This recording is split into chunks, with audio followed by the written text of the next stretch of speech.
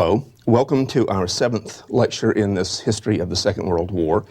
With this lecture, we're going to begin a set really of two to deal with the situation, the very perilous situation of Britain in the summer of 1940 after the fall of France. It is the period when Britain stood alone against a Germany which had become easily the dominant power in Europe, the masters of the continent, when Britain now faced the very real prospect of a German invasion of the British Isles. In this first hour, this 2-hour first lecture devoted to this set of topics, we're going to deal with the German plans for the invasion of England, Operation Sea Lion, as it was called. What did the Germans think they were doing? How are they going to go about planning this invasion? We're going to look at the British situation. Certainly there was a sense that this was a dire and very, very dangerous set of circumstances in which the British found themselves, but they also had some assets, strategic assets with which to confront the Germans. So we want to examine Britain in this period, which Winston Churchill would refer to as their finest hour. With the fall of France, suddenly, in the summer of 1940, the shock of this was just overwhelming. Probably no other surprise was greater in the entire history of the Second World War than this sudden collapse of France between May and June of 1940. It had been anticipated that France would be able to maintain its defenses against the Germans. The French had the largest army in Western Europe. Certainly, there was a sense that, well, France would be able to defend itself with British help. It might be something of a replay of the First War, which would certainly drag out for some time. No sense at all. No one was prepared for the utter collapse of France after 35 days of combat. Churchill, addressing the British public in the summer of 1940, after the fall of France, would say the following words which would become hallmarks of this period of British resistance. And I quote, "What General Weygand called the Battle of France is over. I suspect that the Battle of Britain is about to begin. Upon this battle depends the survival of Christian civilization. Upon it depends our own British life and the long continuity of our institutions and our empire. The whole fury and might of the enemy must very soon be turned on us. Hitler knows that he will have to break us in this island or lose the war.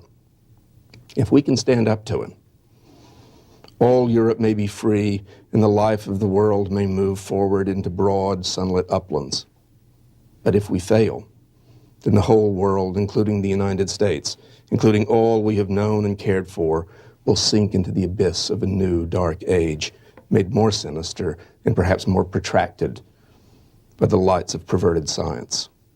Let us therefore brace ourselves to our duties, and so bear ourselves that if the British Empire and its Commonwealth last for 1,000 years, men will say this was their finest hour." For the British in June, July, August of 1940, there was no aid to be expected. They were without allies. The United States still on the sideline with the Roosevelt administration chafing to find ways to send material aid to Britain. But Britain, indeed, as Churchill suggested, now stood alone to confront the German menace. The British chiefs of staff in this situation were in utter agreement that Britain could not win the war, indeed could not even continue the war without considerable support from the United States. It was too much to expect that the United States would actually enter the conflict, but certainly material support, which was already flowing to some degree to Great Britain. Still, they believed victory could be attained by a combination of certain factors. On the one hand, the British believed in the policy of strategic bombing that we talked about in a previous lecture. So a bombing offensive against Germany. A naval blockade of Germany was something that was still considered a possibility. And Churchill was very keen on this option, was the support of resistance movements in occupied Europe, leading to insurrection all over the continent. The first of these instruments, weapons to be used against Germany, strategic bombing, we've already talked about. the systematic destruction of Germany's capacity to make war, attacks on its industries, on its transportation system, on its sources of energy. This policy of strategic bombing was recognized as the only practical way for the British in 1940 to hit the Germans, and indeed for the foreseeable future. The British Army was still extraordinarily weak, in no position, especially after Dunkirk, to think about any sort of offensive operations. But the bomber, strategic air power, was one way to bring the war home to the Germans. The RAF, as we've seen, had been independent since 1918 and had begun already to plan for such a campaign. Churchill would give great impetus to Bomber Command, as it was called, in 1940. The construction of heavy bombers, large four-engine planes capable of taking significant bomb loads as far as Berlin, were already under construction and some already operational. The Stirlings, the Blenheims, and then finally, as we will see a bit later on, the gigantic Lancasters, which would wreak so much havoc over occupied Europe in the coming years. So strategic bombing was the one offensive option that Britain had, this offensive arrow in the quiver of the British government at this point. Another element was what Churchill had called insurrection, setting Europe ablaze. In 1940, he would organize what was called SOE, Special Operations Executive. Special Operations Executive was to be a covert operation. It was to send agents into all of occupied Europe. It was organized according to national sections. There was an F section for France, a section for each of the occupied countries, including Germany. Agents would be sent into these individual countries. Arms would be delivered to these agents and resistance forces which they would organize, and then these resistance forces would carry out sabotage, espionage, anything to cause trouble for the Germans. These operations began very early on, really by 1941. They were in full swing. They would continue on very effectively all the way through the war. The important thing about SOE, this was not an intelligence gathering organization. This was an organization for sabotage. This was to conduct covert operations against the Germans everywhere, to cause them trouble, to recruit resistance fighters in all of occupied Europe, to organize them, and then to provide them with the weapons necessary to carry out their operations. And already in 1940, the British had begun to plan sending small aircraft to deliver these agents. They were delivered by submarine, they were delivered by parachute, dropping into occupied Europe to cause trouble for the Germans. Now, at this point, of course, SOE, this is a pinprick. This is something that will cause the Germans irritation at this point. In the long run, of course, Churchill had far greater hopes for this organization.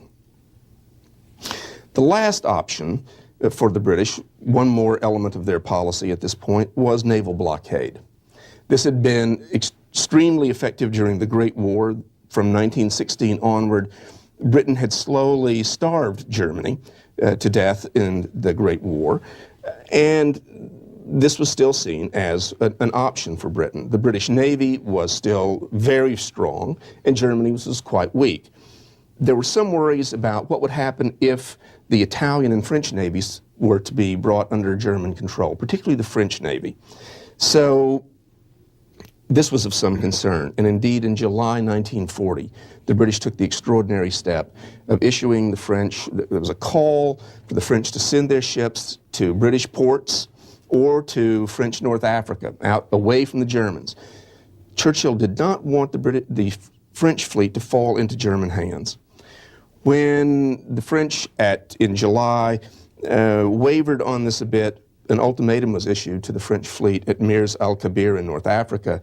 The British saying, sail these ships out or scuttle them yourselves, or we're going to have to take drastic action. And indeed, in July 1940, British planes attacked the French fleet outside Oran and Mirs al-Kabir, killing over 1,500 French sailors.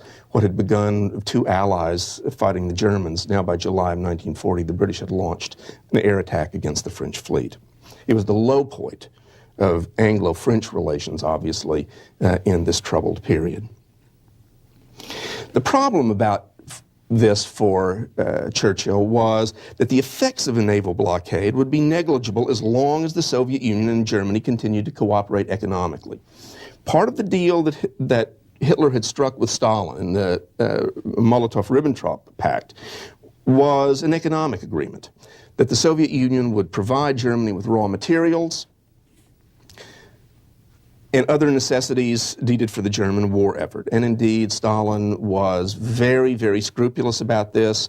Regular supply trains arrived across the frontier into Germany. It was considered essential. So the idea that somehow that Britain would be able to blockade Germany, this was a long shot, I think. It could not be a replay of the First War. The German position was far stronger economically in this instance. They had now really in 1940, the Germans had the resources of all of continental Europe at their disposal. So a naval blockade that didn't strike anyone as really particularly effective, but the British Navy was Churchill's strongest weapon, and he needed to be able to find a way to use it. In fact, in 1940, the Royal Navy had to devote considerable energy simply to preserve, to maintain the sea lanes to Britain, so that Britain would not be blockaded or starved by German U-boat activity.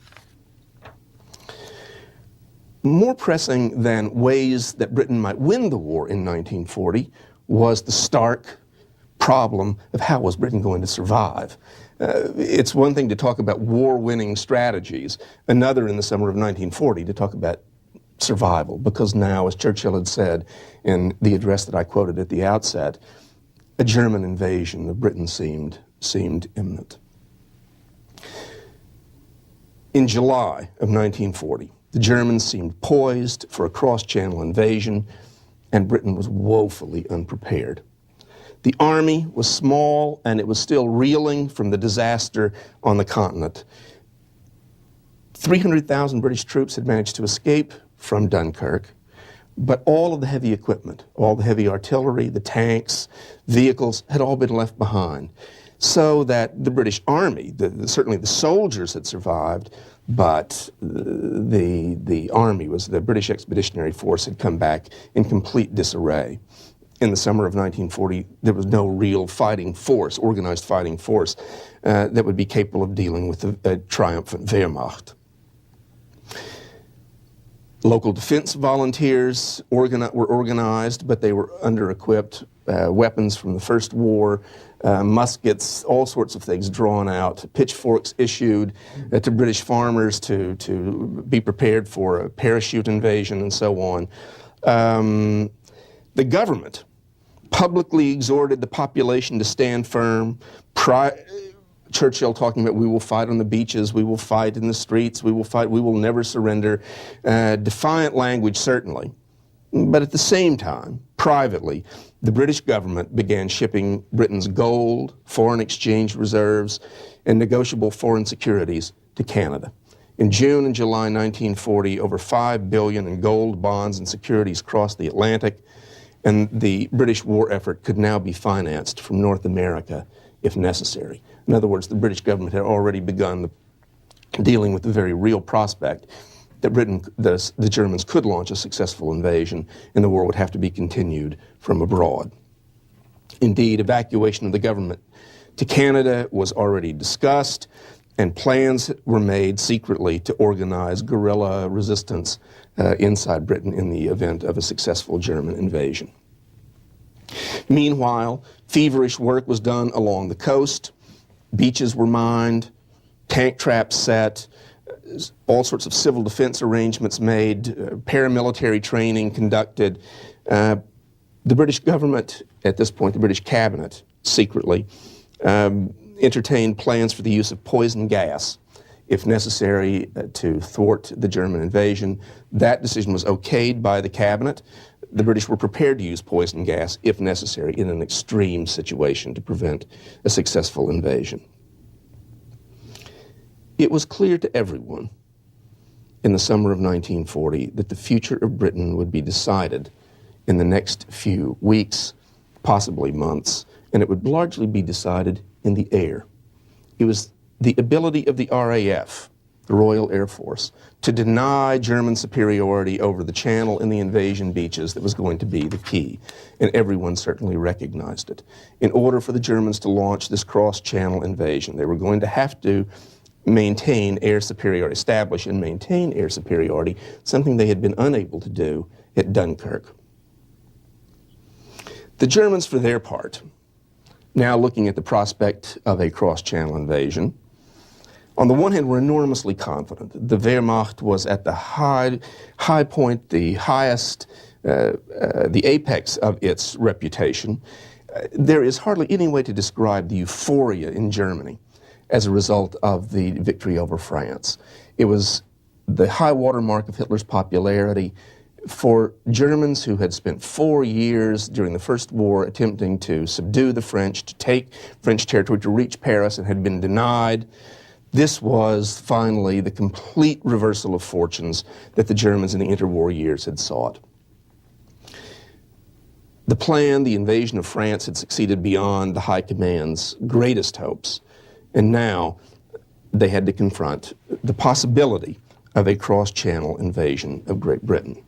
Hitler had largely assured his High Command that after the fall of France, that Britain would finally see the light and make a deal. That even Churchill, that great warmonger, as Hitler liked to call him, would have to be brought to his senses and realize that there was no point in Britain continuing the struggle. When this did not happen, however, the High Command was given the responsibility of planning to think about an invasion of Great Britain. And for the first time, the Germans confronted the realities of what that would mean, what an invasion across this body of water would actually entail. Unlike the German operational plans for the invasion of France or the invasion of Poland, both of which had been the result of months of staff planning, very careful planning, logistical calculations, and so on, Operation Sea Lion, as the German plan for the invasion of Great Britain would be called, was from the very beginning an improvisation. Not even the most rudimentary plan for an invasion of Britain had been drafted when France fell in June of 1940. High Command had no contingency plans for this. And then on July 16, after numerous peace feelers to Britain had been rejected, Hitler authorized the High Command of the Army to begin plans for a cross-Channel invasion. He gave them a target date. That target date was August 15th. 1 month. 1 month for an operation whose success would require extraordinary coordination between the Army, the Navy, the Air Force, which would require logistical planning, logistical feats that the Germans had as yet not accomplished. These were the problems confronted then by the German High Command. Their original draft, the Army's original draft, and it was the Army that did the planning. What's interesting about this, one thinks about the Germans as being terrifically organized, but the way Hitler approached this was he gave the Chief of Staff of the Army, Halder, the plans, the order to begin planning. The Army did this without consultation with the Navy, without consultation with the Air Force. They simply began to plan. How would we, looking at the map of Britain, how would we like to proceed? So the plan was drawn up in the original plan by the Army and called for 500,000 German troops to land along a 200-mile coastal front in the south and southeastern parts of England. This plan, you think about this, a 200-mile wide invasion beach, in effect, front, revealed that the Army completely lacked faith in the German Luftwaffe. They'd seen Dunkirk. They had no real desire for a more compact landing area because they were afraid that Goering's Air Force would not be able to achieve the necessary air superiority there. And so by dispersal of forces would protect them a bit more from the RAF. When this plan was presented to Admiral Raeder, the head of the German Navy, he was mortified, absolutely mortified. First of all, he pointed out that he lacked the ships necessary to transport troops. There were not adequate naval forces to deal with the Royal Navy. How was he going to protect a cross-channel invasion force against the largest navy in Europe?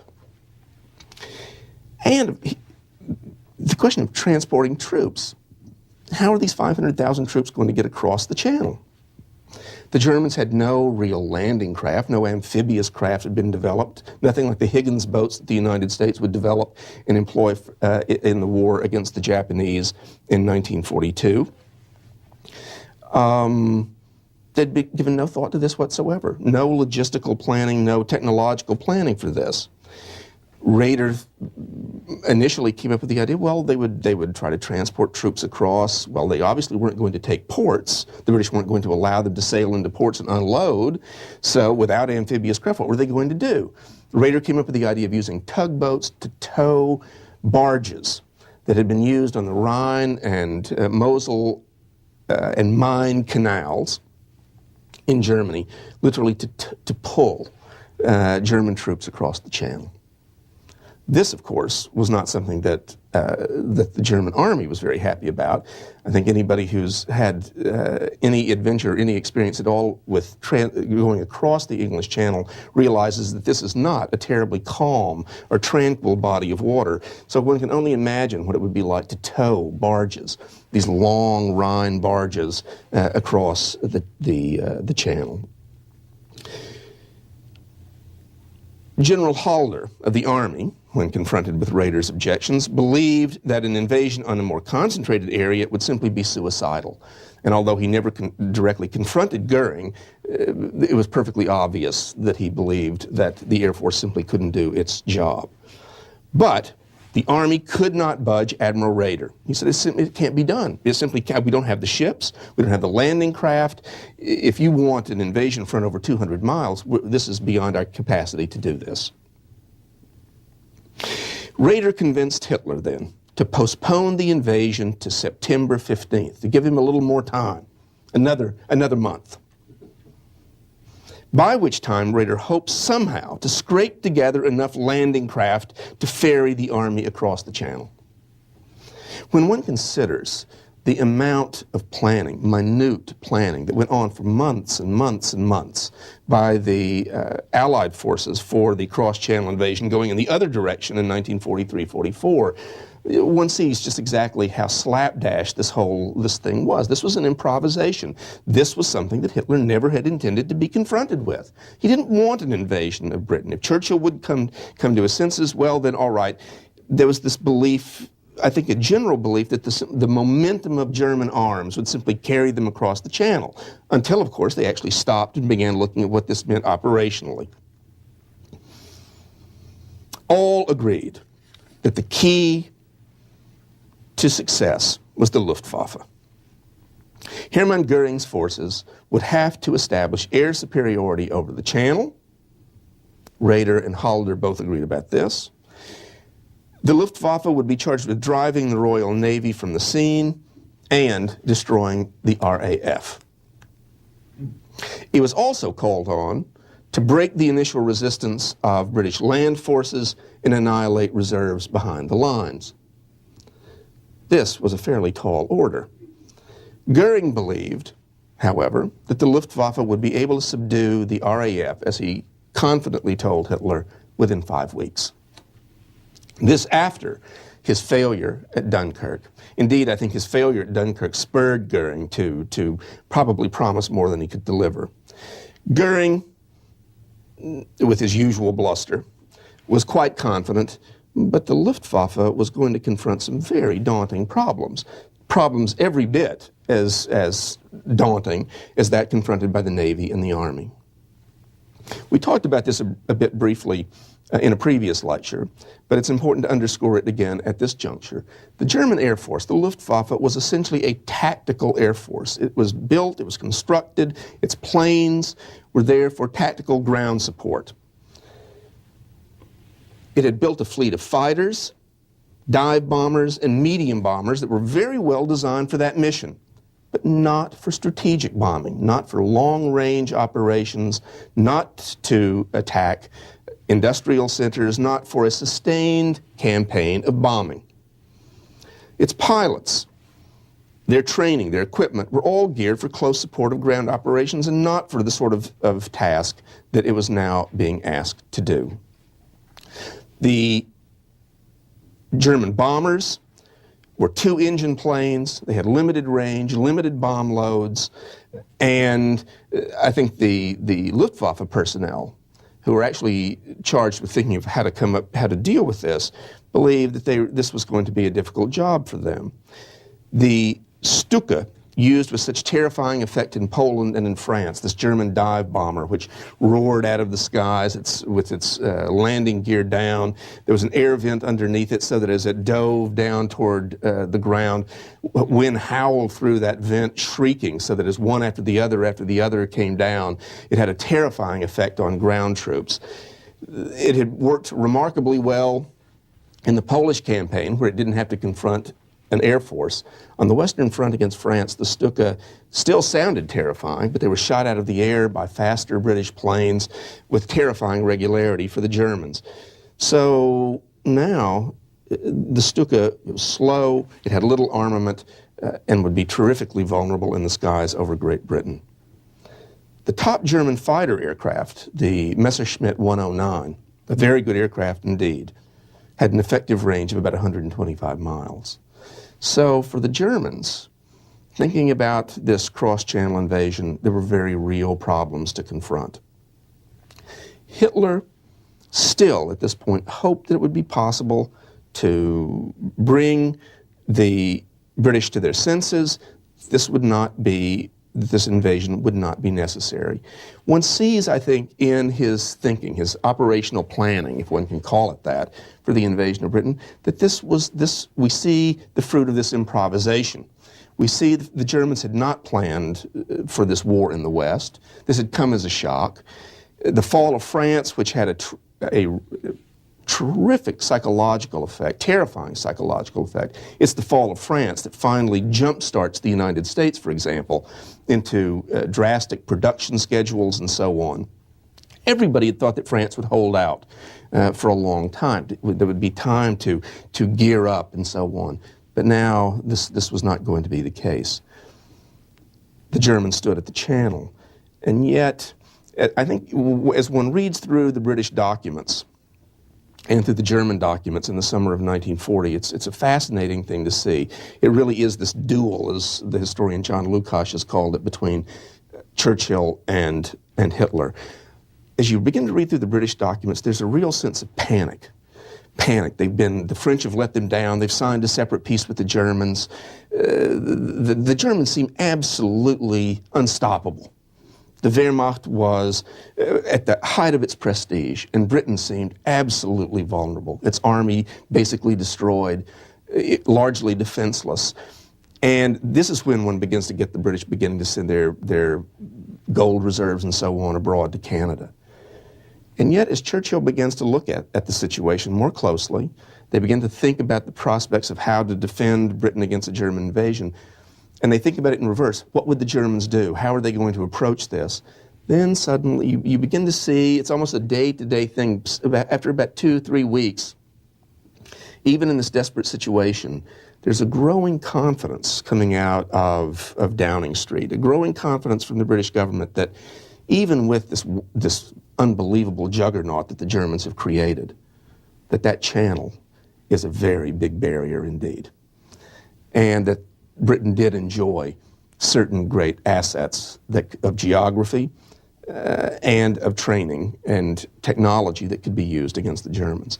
The flip side of that is with the Germans, who, after the fall of France, in this euphoria of thinking Europe is at our feet, as it certainly was, they now have to confront the operational realities of this cross-channel invasion.